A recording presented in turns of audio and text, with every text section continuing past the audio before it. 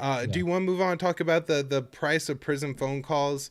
This is a really important issue that doesn't get talked about very often, Pat, and it's expensive. What does the article say here? I think like the average 15-minute call in the United States, if you're in prison, costs $5.75, and this is often picked up by the person you're calling, and not yourself, or it's taken from your commissary money at the prison, and so yeah, I mean, I don't know if you've like ever like I don't think you've done a whole lot of criminal law, Pat, but I don't know if you've ever like had to talk to somebody in jail. I had to do a couple calls, but I was like calling from a because of my job or whatever, like the call didn't get charged through the prison, but it's a kind of a pain to call somebody in prison. So anyways, I was just wondering what your thoughts on all this are.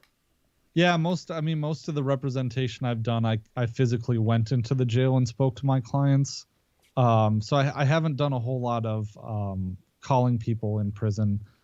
But it's just a racket. I mean, it can't cost that much money to have a phone service.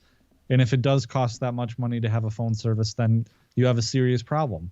I mean, if if you get to socialize the cost, there's no incentive for the phone call to be as cheap as possible, and yet provide that functionality.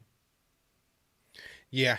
And I guess one of the things about this that seems so cruel, Pat, is as much as it may in a way punish the person who's in jail, and who there are people in American prisons who have committed actual violent crimes and should be in jail, and are people you don't want on the streets. And if you commit a sex crime against like a child, like I really don't care if your phone calls cost 5.75, but that's not the vast majority of people in American prisons.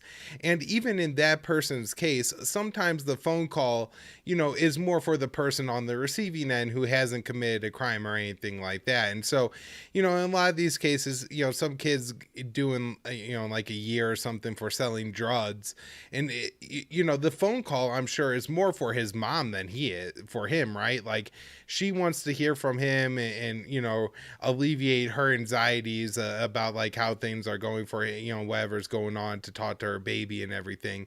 And that you're charging her this amount of money, that in if you're from a low income community, which disproportionately people from in jail are, then this could be significant. Like if you want to have, like, let's say, three phone calls a week for 15 minutes each, that's almost $20. That's not nothing. That's something you have to budget for. That's not money you could shake out of the couch cushions, especially when you're talking like on a monthly rate. We're talking about $80, maybe even $100 a month, especially, if things are hard for somebody in jail and they're having like longer conversations. Also, I'm sure, they always round up, and if you end up in federal prison, they ship you all over the country, or if you're in a larger state and it's even in state prison systems, it could be, I don't know if they charge actually long distance anymore, but if you're probably on like a rural landline, they do. Um, Maybe not if you're calling from a cell phone, but there's, I'm sure, all kinds of way they tack on charges and stuff too. Oh yeah, definitely. And here's this line: the correctional telecom industry rakes in more than $1.4 billion annually from prisoner phone calls. That's just, going off what I was saying earlier, just seems like you have this budget that's provided by the state, and that's just a cash cow for these industries to charge whatever they want. Yeah. Well, Pat, we have to boycott the Olympics in China because the Chinese are bad to the Uyghurs. Didn't you see that one detention camp? America doesn't do anything like that ever.